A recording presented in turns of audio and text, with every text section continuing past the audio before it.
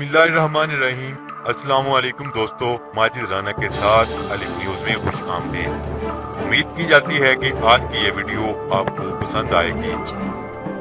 तुर्की के सदर रजब तय्यब एर्दोगान ने कहा है कि हम रूस से S-400 मिसाइल सिस्टम गोदाम में रखने के लिए नहीं ले रहे हैं।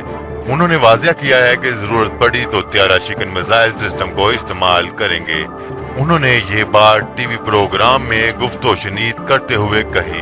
सदर तैयब एर्दोगान ने कहा कि हम गुज़िश्ता कई सालों से अमेरिका से दफाई निज़ाम खरीदने की ख्वाहिशमंद रहे हैं, लेकिन अमेरिका का एक ही जवाब है कि कांग्रेस इजाजत नहीं दे रही। उन्होंने वाज़ेह किया है कि अमरीकी मौक़िफ़ से हमें सख्त तकलीफ हुई है। तुर्की के सदर ने कहा है कि दफाई निज़ाम के लिए अमेरिका पर इन्हिसार नहीं करेंगे।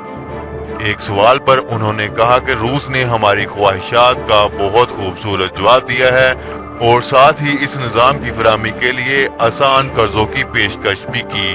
तुर्की और रूस के दरमियान दिसंबर 2017 में $2.5 बिलियन का मुआहिदा हुआ था, जिसके तहत रूस तुर्की को S-400 मिसाइल सिस्टम फराहम करेगा। मुआहिदे के तहत रूस तुर्की को S-400 मिसाइल सिस्टम की 2 बैटरीज फराहम करेगा। दोनों मुमालिक के माबैन तय पाने वाले मुआहिदे के तहत तुर्क अफवाज फराहम करदा सिस्टम को आजादाना तौर पर इस्तेमाल करने की मिजाज होगी।